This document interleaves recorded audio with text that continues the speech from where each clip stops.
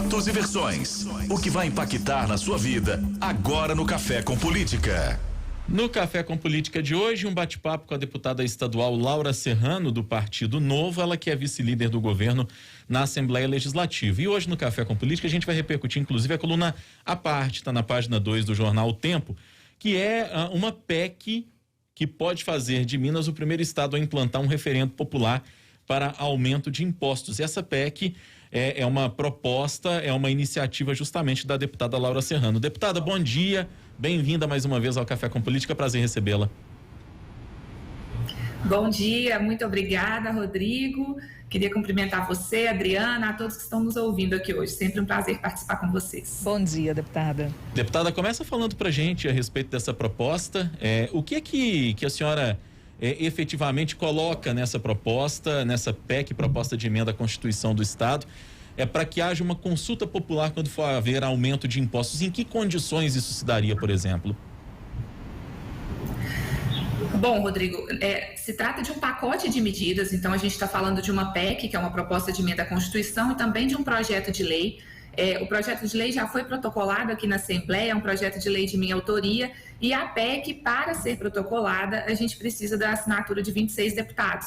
Nós já temos a assinatura de vários deputados, mas ainda não temos a totalidade. Então, inclusive, conto com o apoio da população que concordar com a proposta de entrar em contato aí com seu representante e solicitar que ele possa assinar também, para que a gente tenha o nosso pacote de medidas tramitando na sua completude aqui na Assembleia. O que foi a motivação?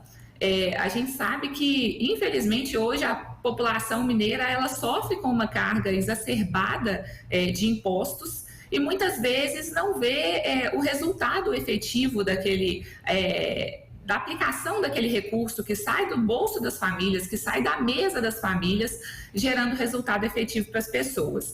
Essa PEC, essa medida do referendo popular, da consulta popular, caso um governo queira aumentar ou criar novos impostos, ela não seria necessária durante esse governo, durante o governo Zema. Afinal, a gente sabe que nesses 3 anos de mandato, o governo Zema jamais aumentou a alíquota de qualquer imposto estadual, mas a ideia de uma proposta de emenda à Constituição é justamente de que isso funcione independentemente do governo que esteja à frente de Minas, e que as pessoas possam de fato opinar. Se caso o governo queira aumentar ou criar um novo imposto, se elas concordam que a motivação e a aplicação daquele recurso vai gerar de fato melhoria de qualidade de vida para as pessoas, vai ser aplicado com eficiência e com efetividade para a educação das nossas crianças, para a saúde dos nossos idosos. E assim, depois de tramitada, então, na Assembleia e se aprovada esse aumento ou essa criação de um eventual novo imposto, ele só vai ter efetividade se, através do referendo popular, a população votar e aprovar esse novo imposto. Se ela considerar que aquele recurso, de fato, vai gerar resultado para a melhoria da qualidade de vida da sua família, da comunidade, da sociedade. Ou seja, a motivação é que a gente possa dar voz, devolver o poder para o povo, devolver o poder para o cidadão, e que o Estado, de fato, sirva ao cidadão ao invés de servir-se dele, né? Que isso é terrível. Então teria caráter resolutivo essa consulta popular, né, deputada? Não seria, digamos, seria um referendo efetivamente, não uma mera consulta, se for para diferenciar as duas situações. Exatamente. O referendo faz com que o povo tenha o poder de decidir se quer ou não pagar aquele tributo. Não é apenas uma consulta, é uma deliberação. O povo vai decidir, como se fosse num condomínio. Quando a gente precisa, por exemplo, definir uma melhoria que vai ser realizada em determinado condomínio, não é todos os condôminos, toda a assembleia que vota a favor ou não, se aquele recurso, se você vai aumentar a taxa de condomínio para pagar aquele benefício. A ideia é um pouco similar. E aí, às vezes, as pessoas podem pensar, poxa, mas a gente está falando de 21 milhões de mineiros, nós não estamos falando de um prédio, de um condomínio, é muito mais gente, isso não vai ser possível. É possível sim. A gente já tem casos concretos, por exemplo, estados nos Estados Unidos que hoje já realizam o tax referendum, que é justamente esse referendo no caso de aumento ou criação de novos impostos. Então, a gente está falando de uma prática, de uma boa prática internacional que já existe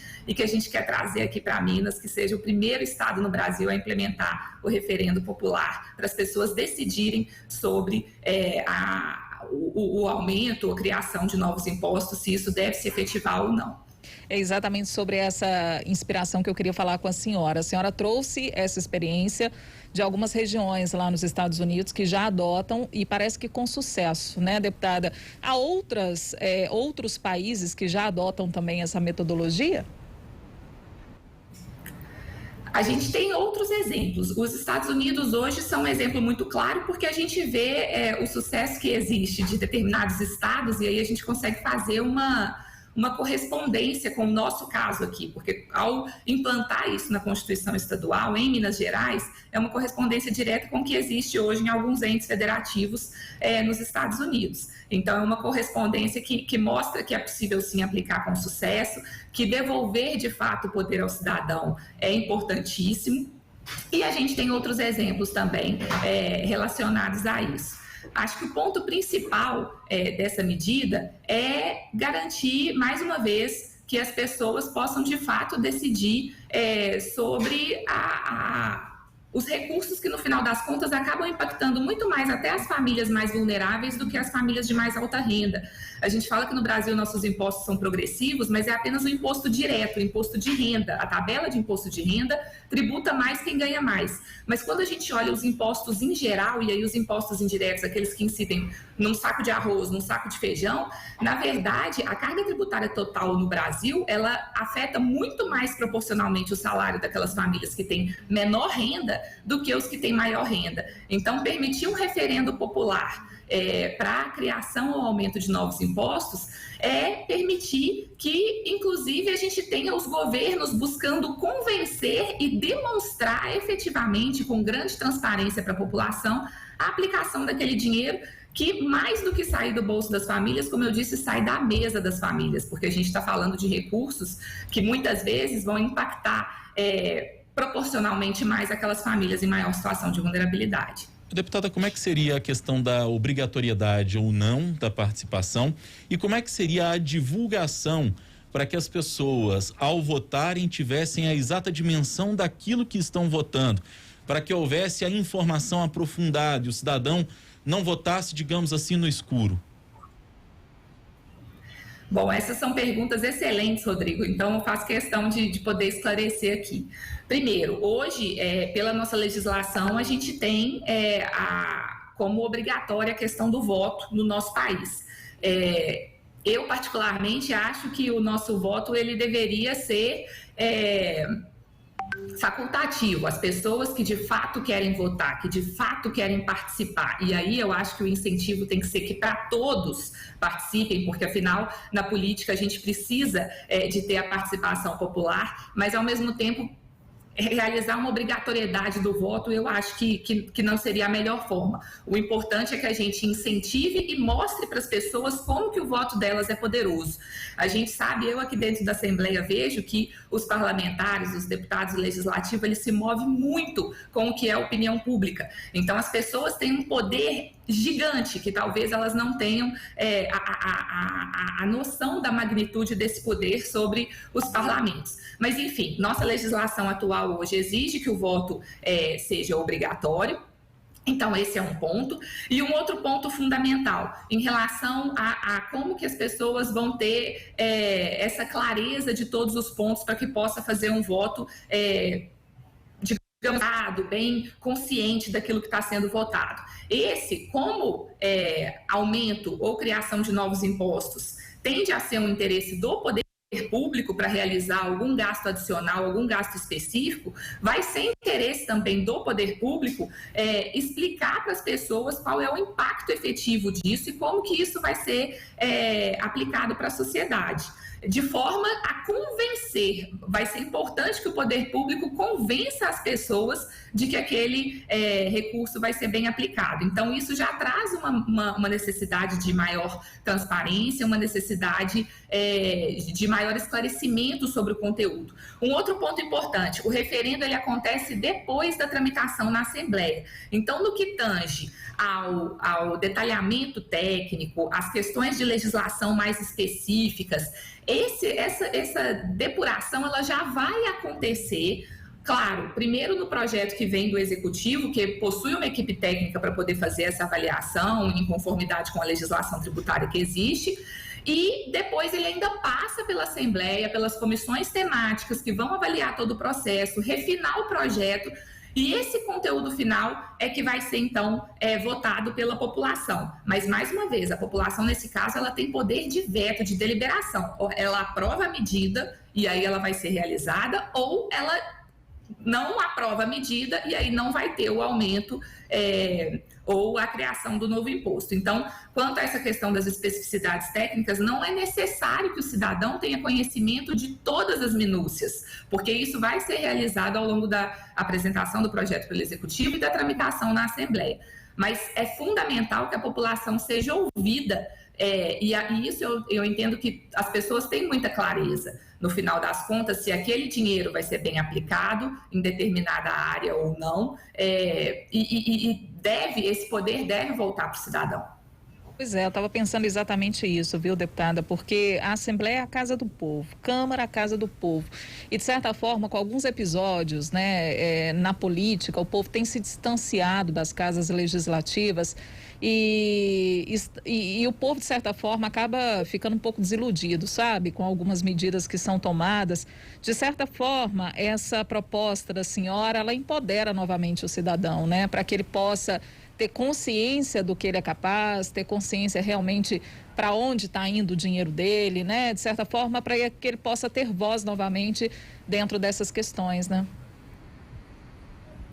Exatamente. É importante destacar que o fato da gente estar devolvendo o poder para o cidadão, que é o principal objetivo dessa PEC, ele poder opinar de forma decisiva sobre aqueles recursos que ele ganha com tanto trabalho, com o suor dele, e para avaliar se de fato aquilo vai ser bem aplicado ou não, mais uma vez, na educação das suas crianças, na saúde dos idosos, na parte do policiamento e segurança pública, enfim, naquelas que ele considere como prioridade para poderem ser aplicados os recursos, é fundamental a gente lembrar, além de devolver esse poder para o cidadão, a gente não retira poder dos representantes legislativos, porque a Assembleia continua fazendo o processo de avaliação de toda a medida, os representantes do povo continuam participando de todo esse processo, mas é fundamental que a gente deixe muito claro que quem tem o poder, quem deve decidir, são as pessoas. Os recursos, não existe dinheiro público, né? Quando a gente fala de dinheiro público, a gente está falando do dinheiro que cada um está pagando de imposto. Mais uma vez, do dinheiro que sai do bolso das famílias e, mais do que isso, do dinheiro que sai da mesa das famílias, que muitas vezes, ao pagar impostos, tem parte da sua renda subtraída e, infelizmente, em muitos casos, não vê o retorno disso. Então, esse poder, ele precisa ser devolvido ao cidadão, e devolver o poder ao cidadão, de forma nenhuma, retira poder dos representantes que continuam aí podendo participar dessa tramitação, da lapidação dos projetos e, inclusive, participar de todo o processo de esclarecimento para a população, de detalhamento das medidas. A intenção é que a gente tenha cada vez mais esse processo legislativo acontecendo de uma forma onde o poder público sirva ao cidadão, que é para isso que a gente existe. Hora do bate-pronto.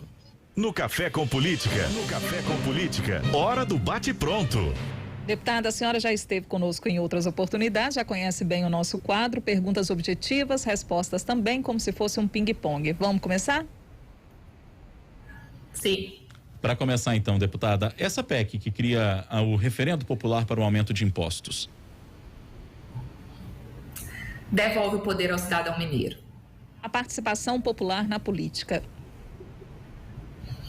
Fundamental para a gente ditar os rumos daquilo que a gente considera essencial para a sociedade. A carga tributária no país. Excessiva, exagerada. As manifestações das forças de segurança. Legítimas, mas é fundamental preservar a atividade essencial para a segurança da sociedade. A campanha de reeleição de Laura Serrano em 2022. Será uma campanha com o objetivo de devolver o poder para o cidadão e continuar representando da melhor forma possível os mineiros, buscando sempre fazer o meu melhor. A direita versus esquerda neste ano. A direita versus esquerda é um debate que, quando focado no resultado para a sociedade, gera frutos muito positivos. Deputada estadual Laura Serrano, do Partido Novo, vice-líder do governo na Assembleia Legislativa, nossa convidada de hoje aqui no Café com Política. Deputada, muito obrigado pela entrevista, prazer falar com a senhora mais uma vez. Eu que agradeço, é sempre um prazer estar aqui com vocês. Desejo um bom dia a todos que estão nos ouvindo também. Um bom dia para a senhora, deputada, obrigada mais uma vez.